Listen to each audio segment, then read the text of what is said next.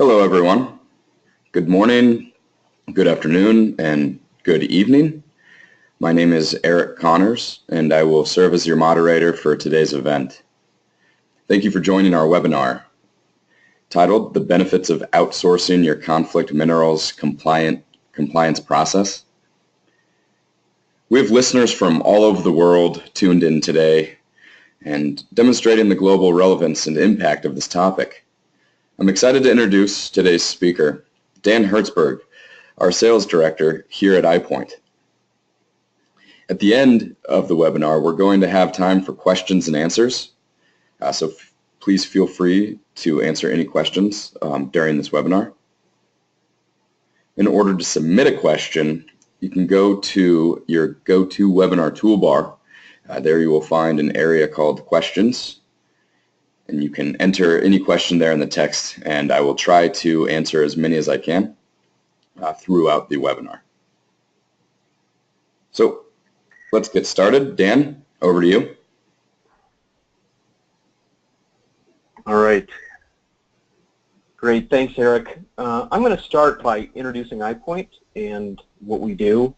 Then I'm going to touch on the current environmental regulatory landscape, its impact on companies. I'm going to focus on the challenges that we've observed and that we hear about, and that's going to help us set up the case for outsourcing and the kinds of benefits it can deliver to companies like yours. Then I'm going to give some examples of the benefits that some of our customers have actually realized by outsourcing with us and how it set them up for success. So a little bit about iPoint. A number of you are already familiar with us because you're submitting CMRTs to the Conflict Minerals platform, but that's really a small part of what we offer as a company. So iPoint develops and supports software tools and provides consulting and outsourcing services that are focused on helping companies comply with product environmental regulations and related requirements and develop products which are built to the highest standards of safety with minimum environmental impact and are ethically sourced. The company was formed in 2001 to meet the emerging demand for compliance and sustainability solutions in the manufacturing industry. Our corporate headquarters is located in southern Germany near Stuttgart, where the majority of iPoint's 100+ employees operate. We also have other offices in the EU as well as Asia Pacific and the US. Of course, our US headquarters is located in Ann Arbor, and it's the second largest and fastest growing operation at iPoint, which is pretty exciting. We've got lots of loyal customers who renew with us year over year. We've got a customer base that's around 39,000 users, or companies rather, and that's expanding. And our major customers include over 250 global manufacturers from various industry sectors.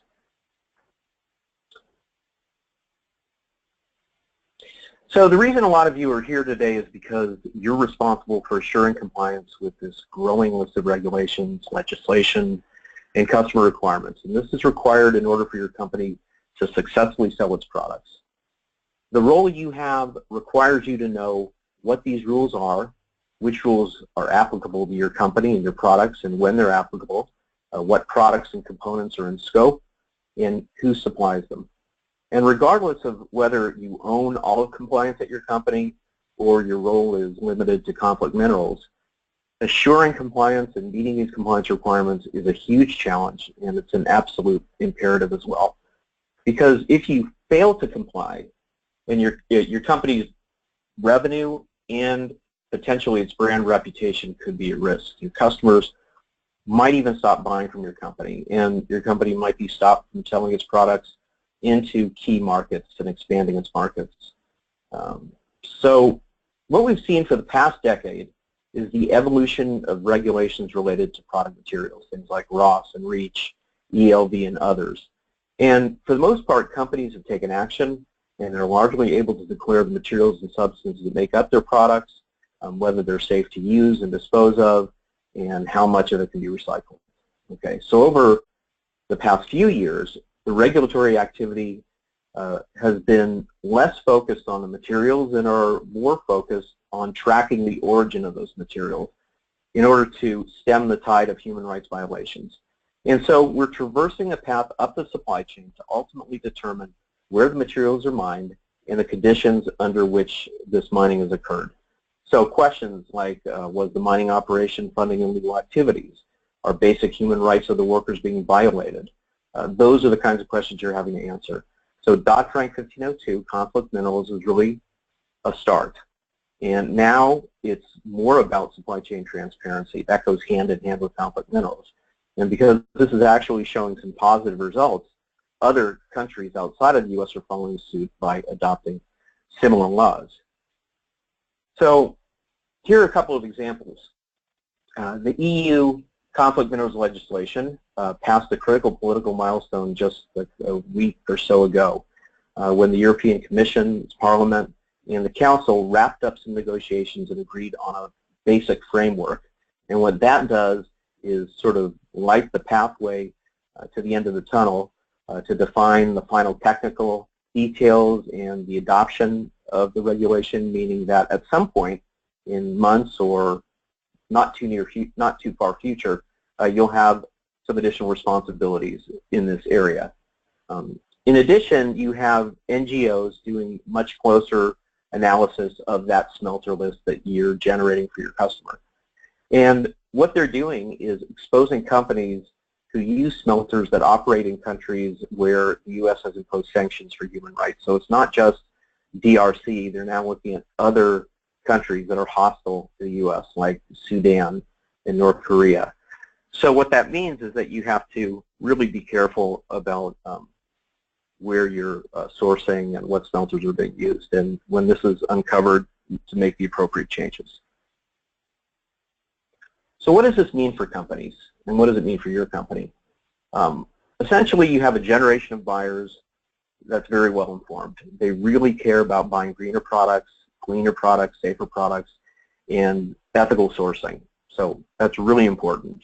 And that means that it's not only important to your consumers, it's also important to your executives and everyone else. But more rules means that more proof is required, so that means that there's a greater risk of non-compliance. A lot more attention has to be focused in this area. So there's more reliance on data from the supply chain. You as a compliance manager have to track changes in regulations. You have to understand them. You have to understand the reporting formats and know of the regional variations. There's also a higher demand from customers for the data on the products that they're procuring from your company. So there's always going to be that obligation to provide reporting to your customers. But let's look at the reality of the situation. Most companies view compliance as simply a cost of doing business, kind of like a necessary evil, and it's as simple as that. So if you, as a company, are somewhere in the middle of the supply chain, then there's a good chance it's not really viewed as strategic or a competitive advantage. So calling yourselves conflict-free may not have the same impact as Intel, for example, calling themselves conflict-free.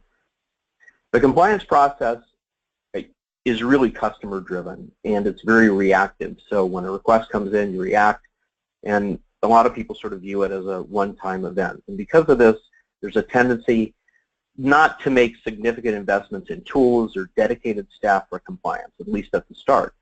In fact, most people who are given responsibility for the nuts and bolts of compliance management and compliance business processes have other full-time responsibilities for which they're trained and against which their performance is assessed. So it's really kind of a part-time job. So there isn't much that's driving improvement and optimization of the compliance process. It's really, I think, for a lot of people and a lot of companies, very inefficient, it's painful, and the people who are responsible for that position really do whatever they need to do to satisfy the requirements and then move on to other responsibilities. So it's really an ad hoc process, and it's really difficult, if not impossible, to scale these programs as new regulation and requirements get imposed. It's not very easy to do that.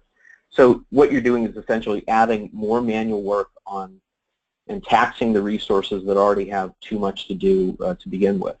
So you can assign resources or reassign resources, but that's sort of like, you know, doing the same thing over and over again and possibly expecting different results. It doesn't necessarily translate overall into a better process or better productivity.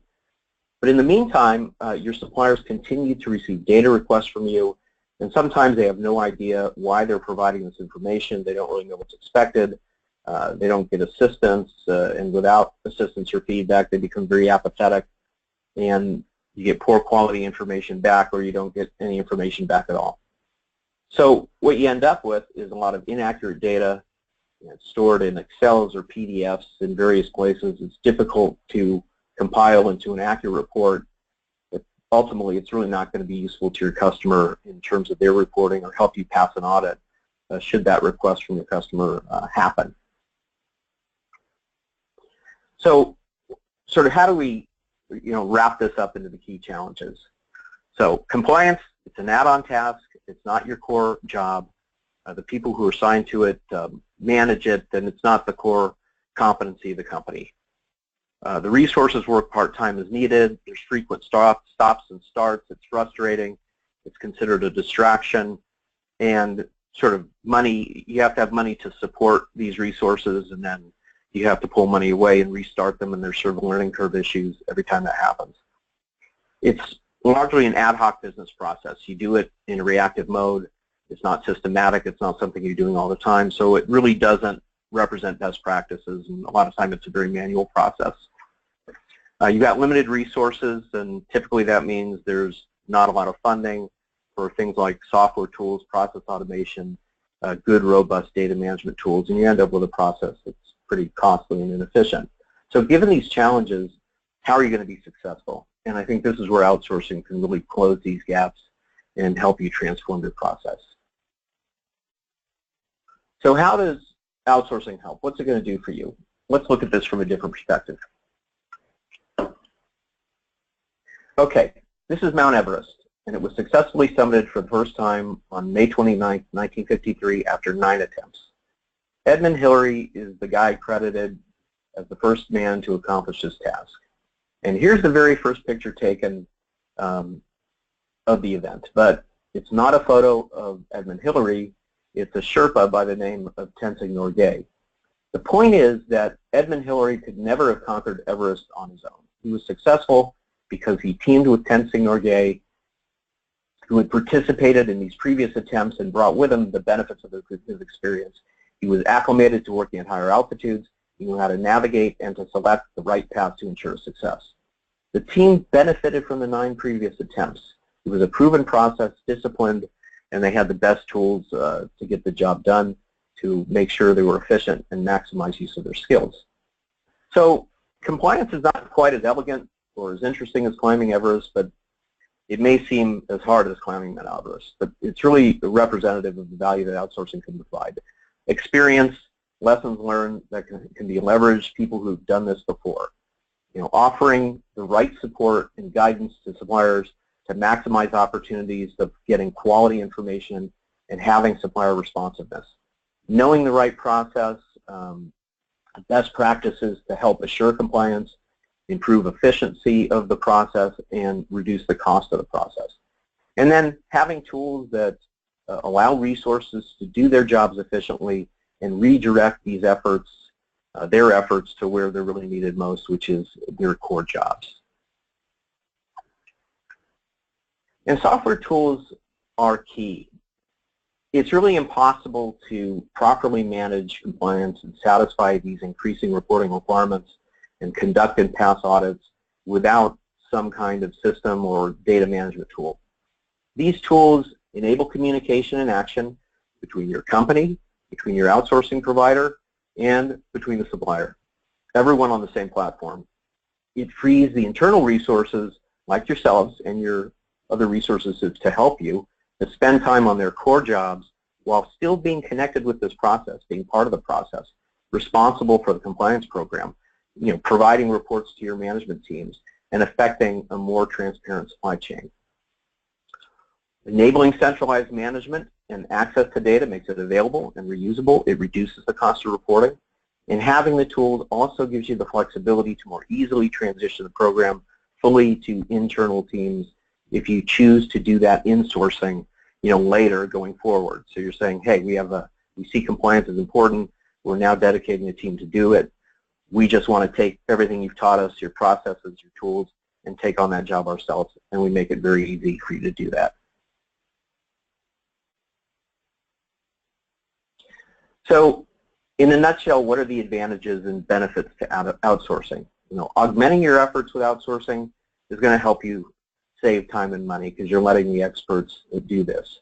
It means that internal staff are connected, they're involved, they own the process, but they're freed up to perform their core duties. Outsourcing to an experienced team means that you can realize some economies of scale to keep costs down. And also, these teams are equipped with best practices, with tools. We need to deliver quality because that's how we compete with others in this business as well. So we always have to be the smartest, have the latest, have the greatest. We define and apply the optimum processes to your company and supply chain. These can be documented, and again, it can be internalized if that's a direction you choose to go. Okay, so let's see how outsourcing has benefited some of our customers. Okay, so one of our customers, the Fortune 500 building materials manufacturer, they've got 35 global engineering and manufacturing facilities and around $10 billion in sales per year. They worked with us for 2 reporting sessions. The first year, software only, and then this year they added our complete outsourcing services. So it's a total turnkey operation that we're delivering to them. So by applying some lessons learned in the first year, they reduced the scope and survey size, and more significantly, they reduced the internal resources that are involved with this process from 55 people to 1 person. Internal resources were sort of redirected. They focused on their own core tasks. They left sort of the operational pieces of it, leaving the supplier survey and the supplier action or heavy lifting to iPoint. So through collaboration and sharing information via the software solution, this customer was able to easily report status to management without any significant distractions to other tasks and projects. They were more confident in their due diligence because the system captured, managed, and stored all the transactions for the current and previous reporting periods, and they're able to show year-over-year improvement in supplier reporting performance and in sort of the march toward a conflict-free supply chain, which is what they're supposed to do. Another company is a mid-sized electronics manufacturer here in Southern California. Their customers include some of the most demanding manufacturers with some of the most visible products being sold on the market today. They started originally with a very manual process that was being handled across several global facilities. Data collection and compliance reporting was very painful. It was expensive. There were multiple databases where information was getting stored and a lot of repetitive work. And looking back, they said it was a very clumsy way to house data and administer the program. So by working with our outsourcing team in combination with software tools, they were able to reduce their overhead by literally 2,000 to 3,000 man hours. And this is under 1,000 suppliers. So there was a lot of time being spent inefficiently. And they benefited from the knowledge gained in the first year to improve even more in the second year, when they established a baseline business process that they're now scaling to other compliance processes as well. We're about to launch our second campaign with this global manufacturer of tooling and specialty materials. Conflict Minerals has very high visibility at this company because they have their own tungsten smelting operation, so it's very high visibility. Nevertheless, the responsibility for conflict minerals compliance was assigned to a couple of managers who had, zero experience or knowledge relative to compliance, and they had to basically learn as they went. And so after struggling through their first reporting cycle, they made a decision to outsource. So we started our partnership by helping them develop, first, a robust business process and execution plan. And then we worked very closely on the supplier survey and reporting process, providing support and assistance all the way through their filing. And by outsourcing, they were able to reduce their internal resource workload by 2/3. Finally, we started working with a very large medical device manufacturer. Their problem was that toward the end of the year, they made a very large acquisition of a company, and what happened was they literally doubled their supply base with over 800 suppliers in scope. And so, given that they were half the size, they didn't have the team or the infrastructure to support this operation be successful. And By the time they started their survey, it was very late in the year, and that put their ability to file the report on time at risk. And so we took over the supplier survey process, and with our automation, with our processes, we were able to acquire responses from 60% of their suppliers in 6 weeks. So it was a huge effort. We were able to pull that off. Ultimately, we got 80% of the responses, and everybody sort of celebrated that, and they were able to file on time.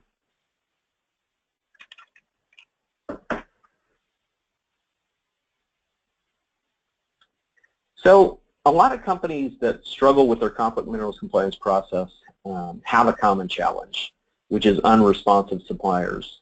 So when we initially engage in conversations, they always ask if outsourcing can guarantee a 100% response rate or some response rate. And the answer is no, because at the end of the day, it's subjective, and it's up to the supplier whether or not they respond. And furthermore, compliance with conflict minerals doesn't mean 100% response rate. But with that said, we do leverage our experience to maximize supplier responsiveness.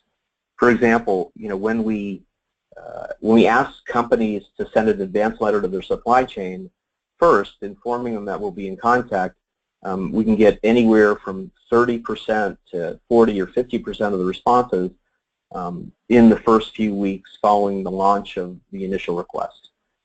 Then we can facilitate an additional 10-20% in the next month or so by sending out reminders and then doing some hand-holding and contact cleanup and things like that as needed with individual suppliers. We can get a little bit more over the next few months by doing things like training webinars with suppliers and having open question and answer sessions, doing things like providing local language support. We did this with a customer who has their entire supply base in Asia, so we had Chinese language support for suppliers, and that's going to get us 10% or so, but really getting to that 80, 90, 100% is really a function of having a very well-defined escalation process, very close collaboration with the company that you're contracted by. So there's a lot of effort on both the part of the company and the outsourcing partner, but it can give you the results that you're looking for. It's really going to give you the best result by having that close collaboration.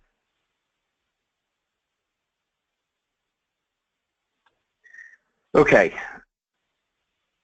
so I think what I've tried to prove here is that outsourcing your conflict minerals process to a vendor with proven people, processes, and tools is going to assure compliance while saving time and money. So I've attempted to illustrate this with the customer examples I discussed earlier with the observations. And as you can see, outsourcing addresses the key challenges we talked about earlier, point by point. So compliance is an add-on task, it's not the core job, and with outsourcing, the internal staff can focus on their core responsibilities while handing the business process off to people who know how to do it. Resources, they work as needed. Without outsourcing, there's frequent starts and stops, distraction, frustrating, it drives costs. We, of course, eliminate those frustrations relative to starts and stops because we can be turned off and on at any time. So we don't have to constantly support the project. We're always focused on this. We're always doing it, if not for you, for somebody else, because we have a team helping us.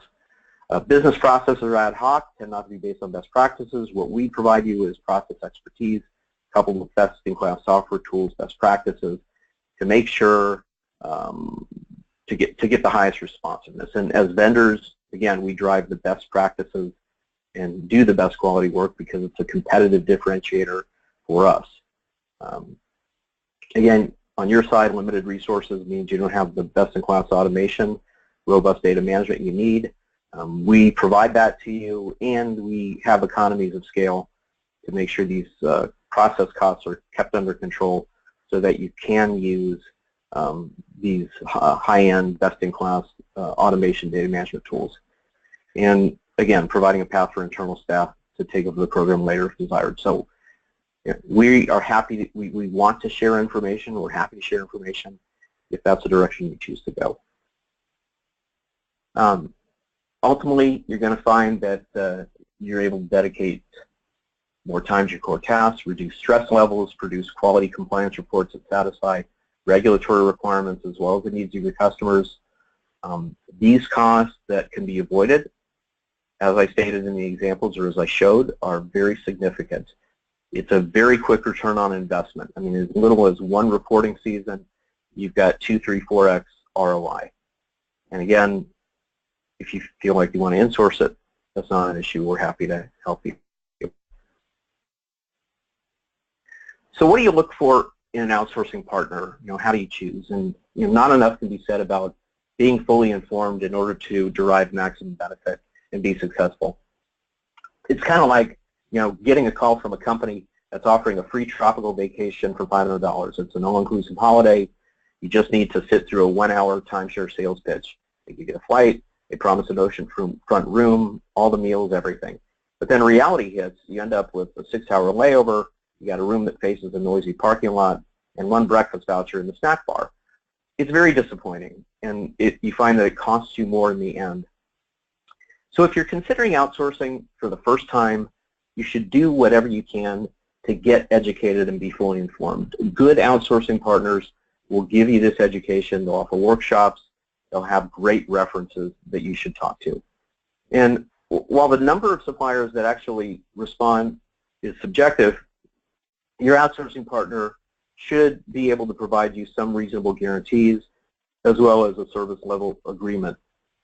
And then finally, a good outsourcing partner is going to have a very broad offering and skill set. They just, more than conflict minerals, they're going to have skills for other types of compliance and sustainability requirements, a very robust software platform that's going to allow you to scale horizontally with additional users and suppliers, and also vertically with additional regulations and requirements, not only as they evolve with a transparent supply chain, but in other areas as well.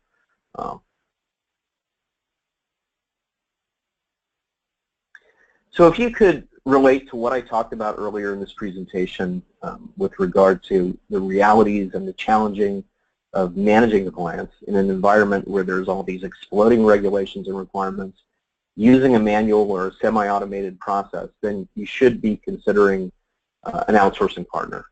The good news is it's not too late to work with us. So here's what we offer. Industry leadership and collaboration. Like the Sherpas, we've done this many times before. We do this all the time. We've requested data from thousands of suppliers. We've assisted them and facilitated responses with good quality information in a very timely manner. We're working with global companies, with complex companies and demanding companies, and we have a record of delivering. And again, over 40,000 companies are using our platform to exchange conflict minerals data, so we've got capable, proven, and scalable tools. Scalability and flexibility are hallmarks of our solutions. Remember, our solutions span the entire product lifecycle, so whatever your concerns are relative to compliance or sustainability, we'll be able to provide the tools and services that are going to move you in the right direction efficiently and ensure the success of your compliance program. So where do we go from here? After all is said and done, how do you know if this makes sense and if outsourcing is really going to provide business value for your company? And the answer is, well, it depends. So the first question you have to ask yourself is, be a doctor. Where does it hurt? Are you getting poor responses from suppliers? Are you unable to identify bad data? Are you spending lots of time, looking for information, reviewing all these CMRTs and incoming letters, and without really being able to draw a conclusion or know where you are in the process? So if the answer to any of these questions is yes, then we should schedule some time to discuss your process, identify gaps, and recommend an appropriate path that's going to help you eliminate the pain and allow you to meet your compliance reporting requirements. So people always ask me about supplier responsiveness, but the other question they ask is price. And you may have, since the beginning of this presentation, wondered, what the heck is this going to cost? How much? And again, cost depends on a number of factors. Maybe after talking, the way to eliminate the pain is for you to purchase a premium level software license. In that case, it's $990. Or after we talk, it may be that you are looking for or need a completely hands-off process, a full turnkey solution provided by iPoint. Have us propose that turnkey solution. We can conduct multiple supplier surveys across thousands of suppliers and thousands of parts. We can create your draft CMR in Form SD, but that's going to be a more significant investment. So what I'm asking you to do after we're off the phone today is think about this, and if you want, give us a call. We're happy to help you out. So with that, thank you very much, and we'll go over to questions.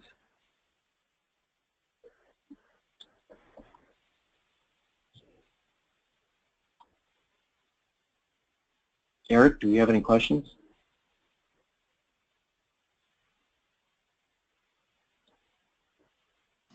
Yes, there were a few questions that were coming through that were answered privately, but if there are any new questions, now would be a good time.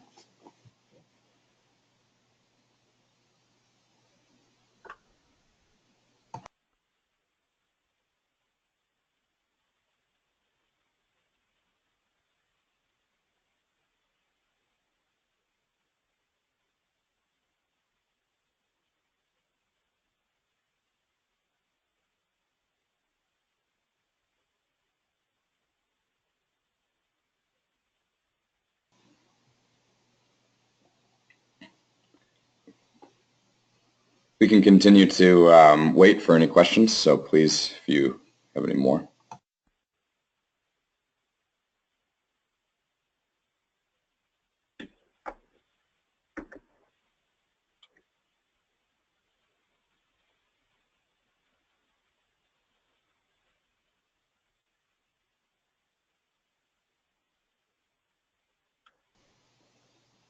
Okay. Eric, are you seeing any? Yes. So how is the cost of this service determined? Oh, okay. Well, it's really a function, as I said, of a number of factors, and a lot of it has to do with the number of suppliers you have. So if you're considering outsourcing, I think the best way for us to give you a rough order of magnitude cost is by knowing the number of suppliers, and from there we have to have other conversations. What sort of data? What are you going to do with the data, and what sort of data are you looking for? I mean, does it have to be? Is it something that you're going to use to become more conflict-free? Is it something that you're just handing off to your customer? A lot of that will determine what it is we need to do and what that cost will be. But it's very easy. I can turn around a statement of work very quickly.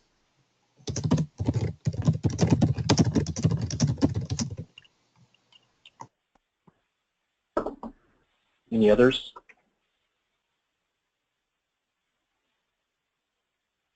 Will there be any training sessions for suppliers that have to use the site as requested by our customer?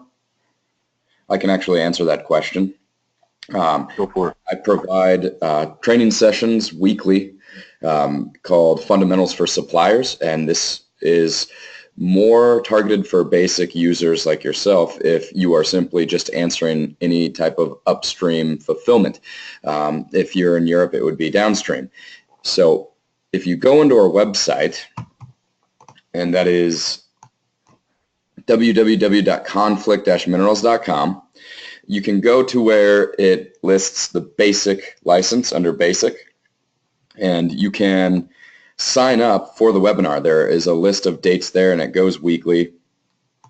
And there is a 30 to 45 minute fundamentals for suppliers. As I said, that's the title. And we go through registration, how to respond to requests, and navigate the platform and customize your preferences. So yeah, please do look for that. If you need help, and you didn't get any of the information, you can just email us at cm-support@ipoint-systems.com, and we'll be able to send you a link and help you get started there. Another question here. Any service provider company in India?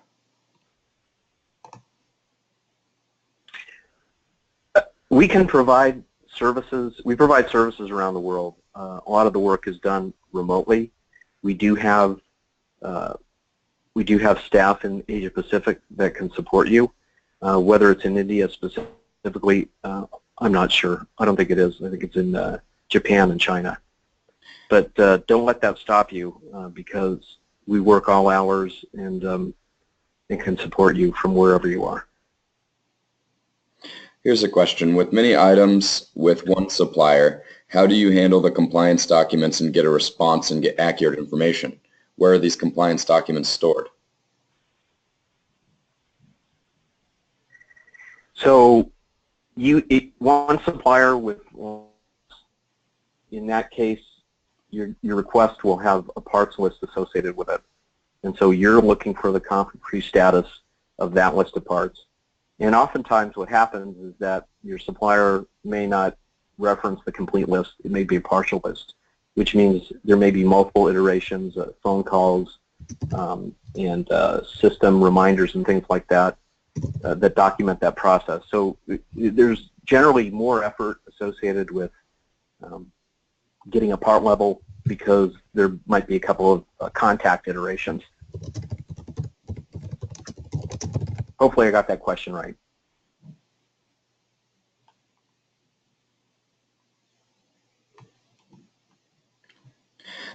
Is this presentation available to share with other members of our company? Yeah, it will be made available to everyone who registered.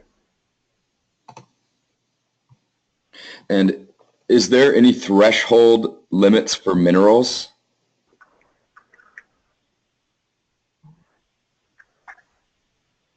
That's a good question. I don't think there is under the current conflict minerals rule. But someone may want to check me on that.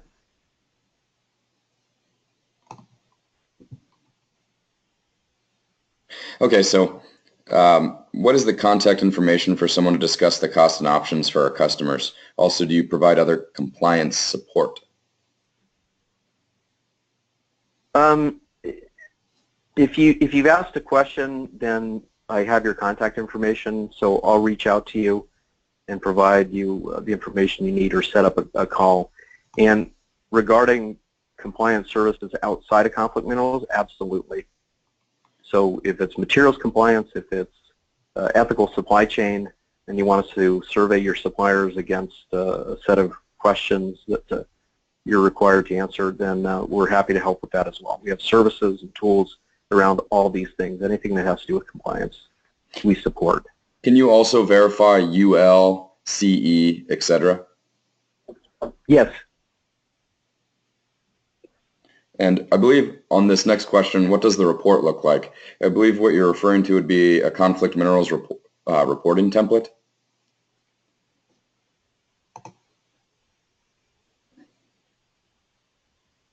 I'll send you a link for the CFSI website where those templates can be downloaded. So I'll send that now privately. So if there are any more questions, please feel free to ask. I don't see any coming in yet. Okay, so here we go. Is there / we need to submit Form SD as we do for CMRT?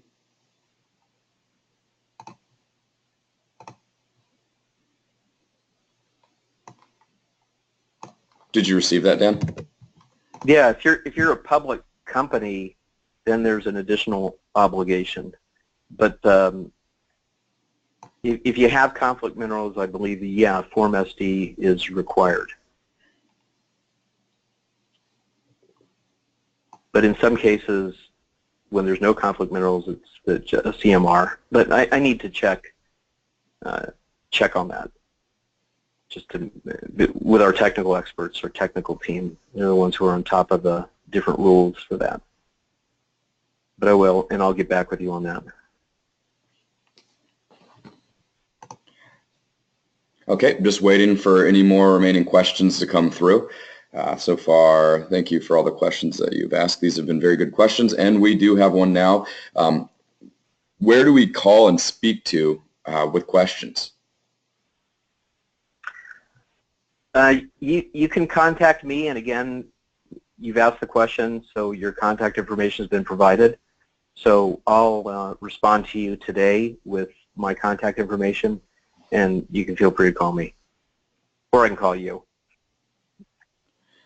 Do the company need to register in stock exchange in Europe?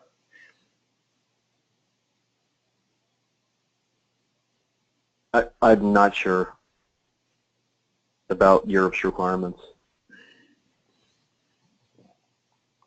But I think under if it's over a certain size, if it's doing, depending on the revenue, there's a requirement. But I'm not really familiar with that. But I can provide some information on it.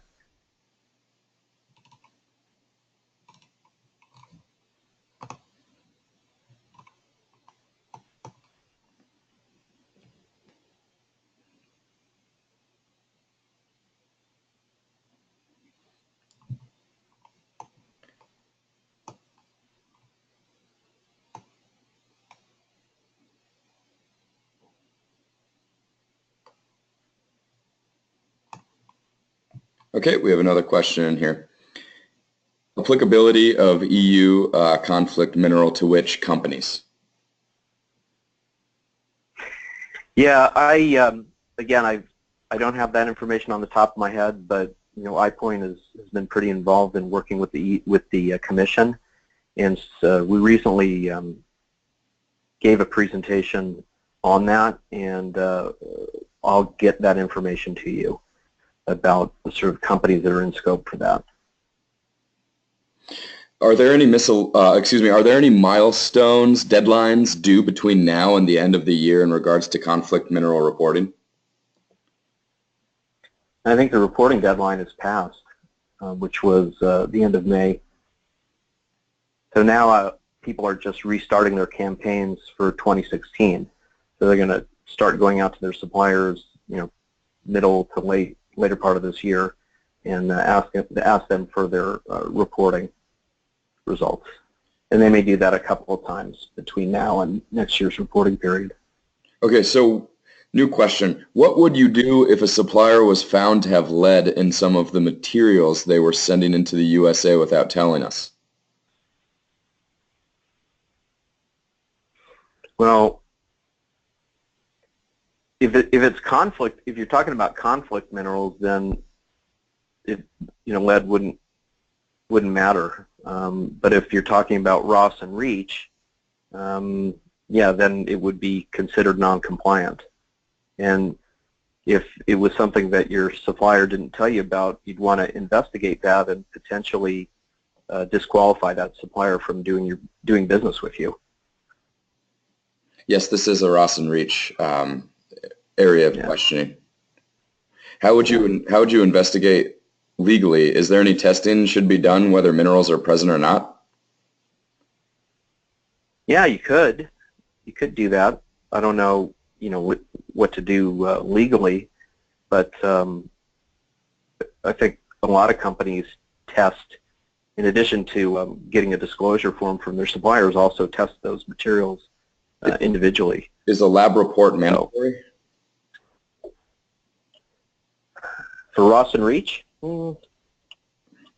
it's key supporting information, and I think from that standpoint, it is required. I mean, Ross and Reach requires that you issue a report, but that report has to be backed by some information. And companies that are really doing. Sorry? Sub-question for that lab report for conflict minerals as well. For conflict minerals? As far as I know, it's not a requirement. Okay. Next question. We get a powdered metal component from India, and it was found to contain high amounts of lead. That is why the question was asked. Okay.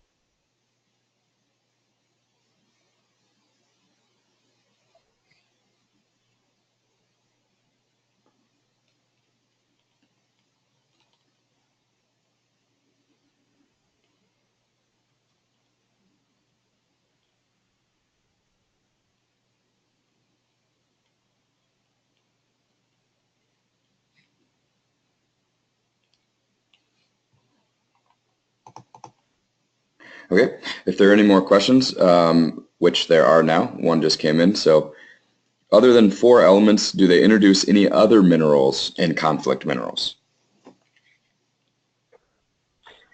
Under the U.S. conflict minerals law, there are just the four, 3TG.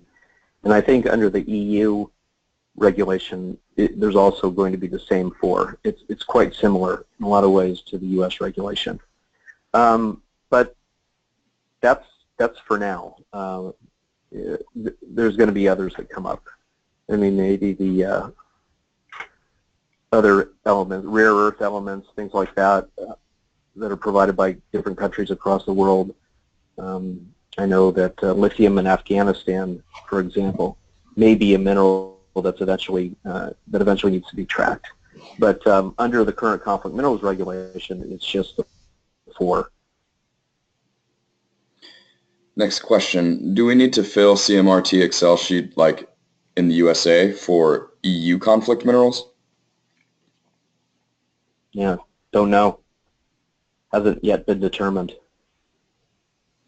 And then next question, when do you project any changes or additions to the conflict mineral list?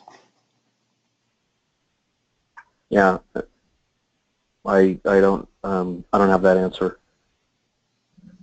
but I'll look into it. Okay. These are all good questions. We'll continue to wait for any remaining questions that come in.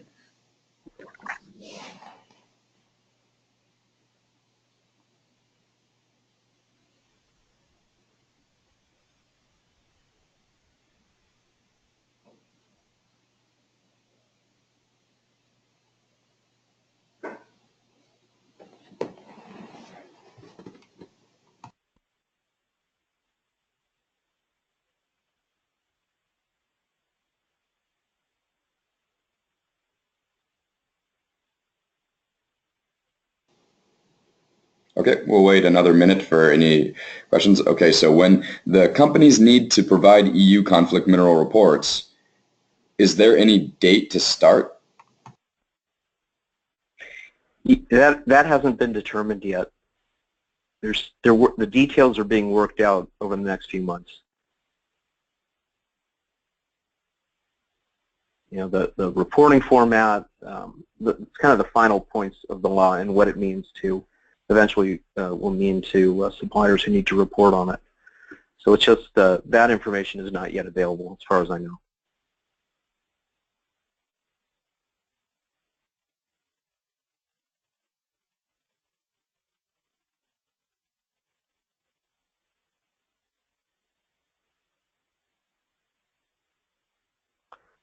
So if a component supplied from China has tin in it and we have the material composition breakdown, should we report it to the SEC?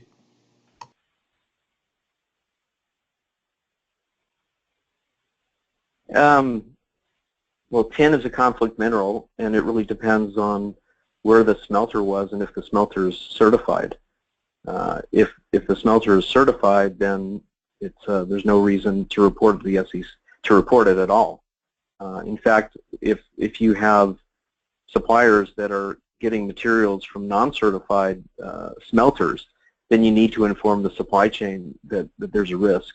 I think as far as the SEC is concerned, they want to know if you're conflict-free or non-conflict-free, and how you're moving in that direction, in the direction of conflict-free from year to year. I don't think you need to report things like that to the SEC. There's no mechanism for doing so, and it's not really what the objective is. But you do want to communicate risk to your supply chain.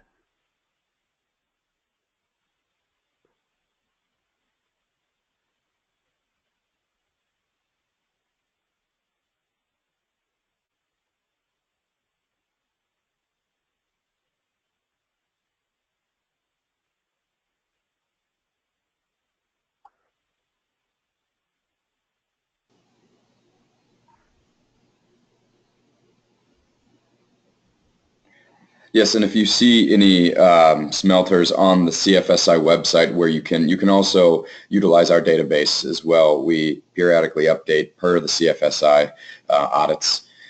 You can go through and you can check to see what smelters are compliant. Sorry, Dan, I'm seeing more sub-questions going through here, just trying to continue this response. So if I'm a retailer and I'm subject to Section 1502,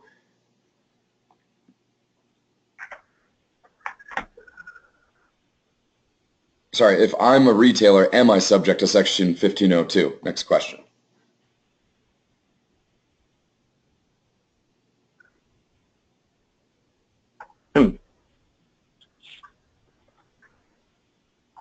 I think it depends if you're actually private labeling any of the products. I think when you private label a product, then you are subject to Dodd-Frank 1502. If you're just, sourcing things, I don't think you have reporting responsibilities, but the manufacturer of the product does.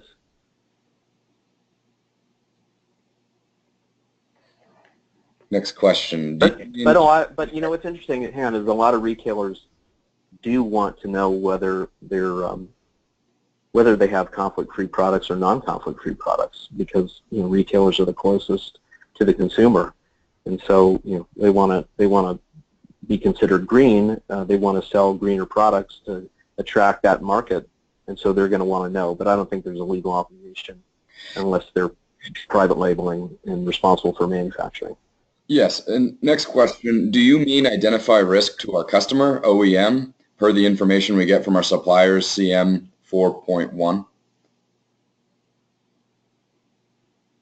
The revision itself. You want to, yes, if you find risk, you want to inform not only your customers but also your suppliers, because your suppliers are the ones who can affect a change by moving to a conflict-free certified smelter. So if your suppliers are using non-certified smelters or at-risk smelters, then they need to be informed and impact and affect some kind of change. And our tools allow you to track that entire process. They get an email saying that there are smelters at risk, and then they need to make a decision whether to do something about it.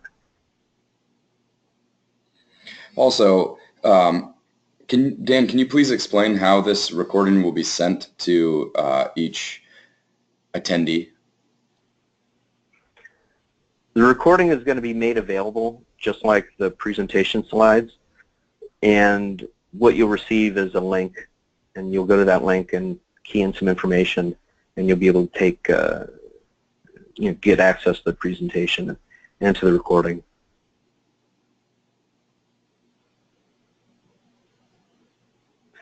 Next question. The European Union conflict mineral has any directive?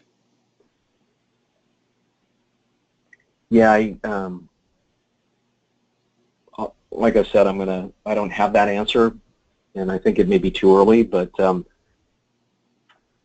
we recently presented at Marcus Evans, one of our experts on that, and so I'll see if I can get information from her on that I can send to whoever's asking those questions.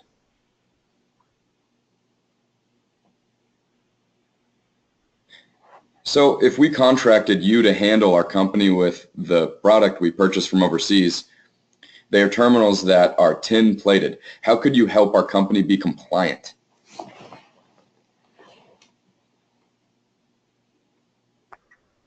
Well, if you're talking about materials, well, tin, you're talking about conflict minerals and materials compliance, then what we can do is identify suppliers that have these restricted substances, and we can advise you on whether any exemptions apply, and then ultimately you can make a sourcing decision or a material change.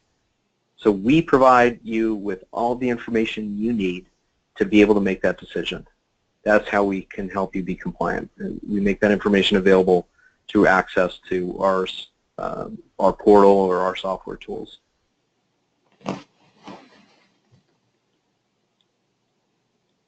So we're just a few minutes away from the top of the hour, so if there are any more questions, we can take a couple more. And also, follow-up question to the last question. Would you handle all of the paperwork? Absolutely. we can do everything from, if we have your supplier list, if we have your part list, if we know what regulations impact you and what you're concerned about, we can handle the entire project end to end and deliver the report to your customer or to whoever. So no issue with that whatsoever. We can do the whole thing.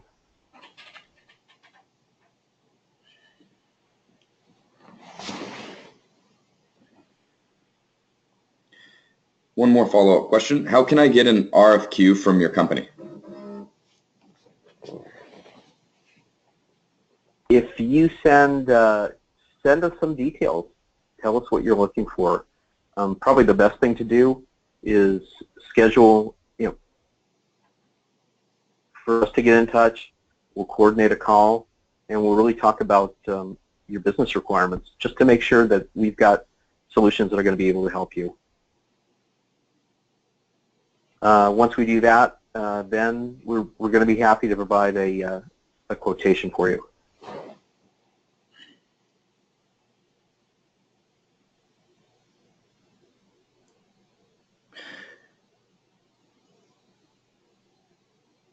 So I'll look for my email. I'll look at my email box, and it'll be crammed with requests from everybody who attended today, and I'm really excited about it.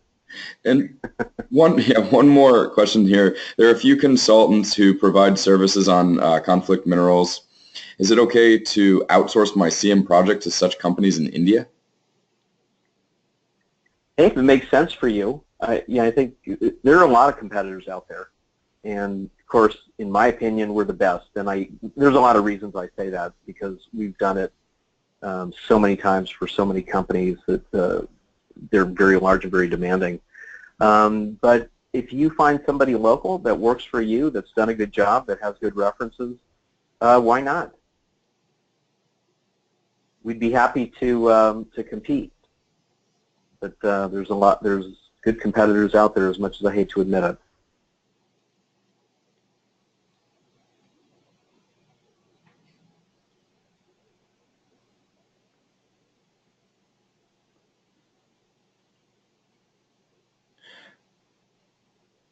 Also, I believe this question here says, can you get his email? I believe they're looking for your email, Dan. Can you verify that?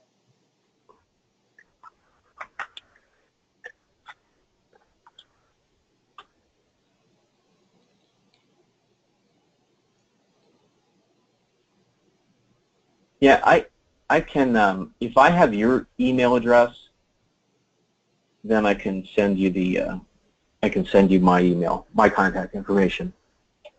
No problem. You can count on that being done.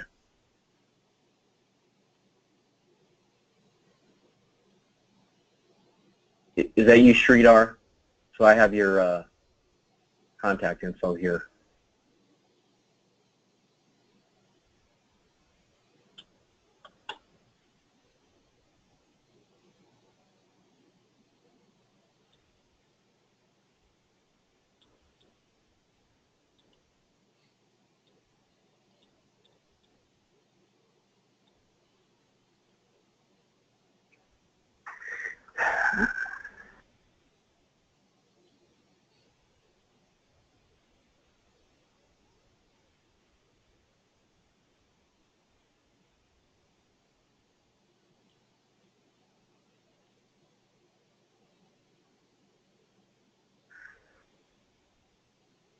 Okay. Well, we're at the top of the hour. So if you think of any more questions and want to ask them, just get in touch with me by email. And I'll provide that. We're going to be sending a follow-up email to you that'll have contact information and the links. And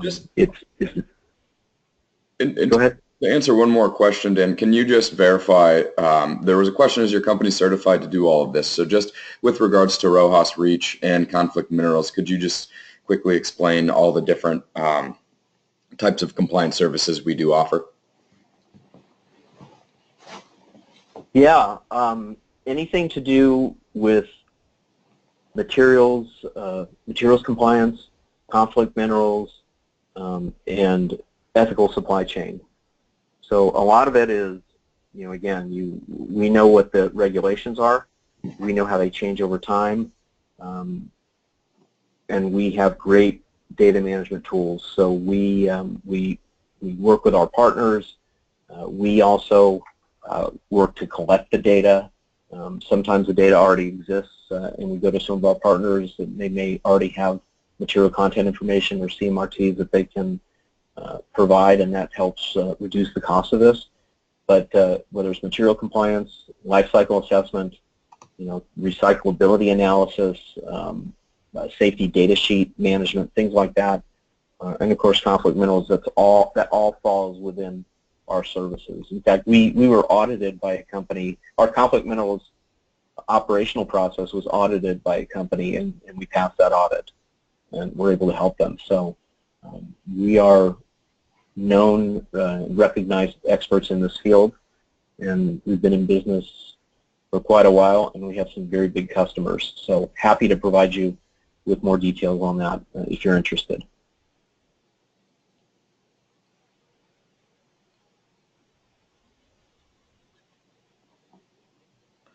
Are we connected to the IMDS web tool for reporting? Absolutely. So if you're looking for us to participate in the IMDS reporting, we do that. But I think it's sort of set up for individual companies. So I think that you have to have the subscription, but we can push that information into the system.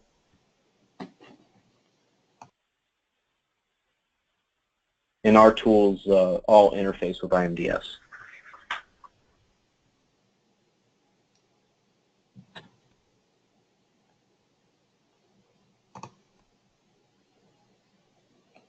Okay, so we're done with question section, and thanks everyone for all the very good pertinent questions.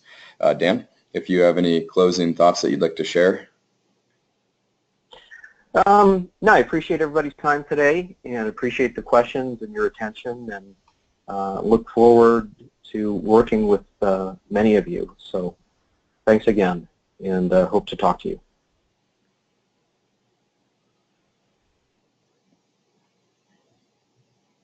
Thank you, Dan. Have a great day. Thank you, everyone, for joining us.